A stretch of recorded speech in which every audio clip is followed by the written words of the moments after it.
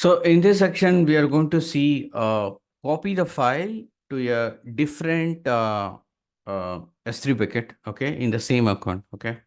And what we'll do is we go to AWS training with chicken. So we go clicking on this.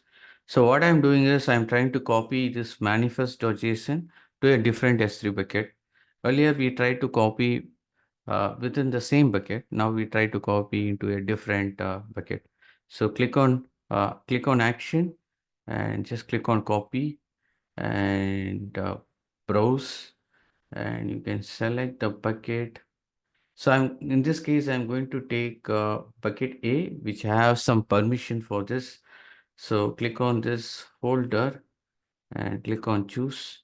So basically, if you see here, I'm just moving my manifest file to this bucket dot sample A. Okay. And yeah, so I'm just uploading. Let me copy it. So I have copied the bucket. You can see it is successfully copied. Now let me go to that thing.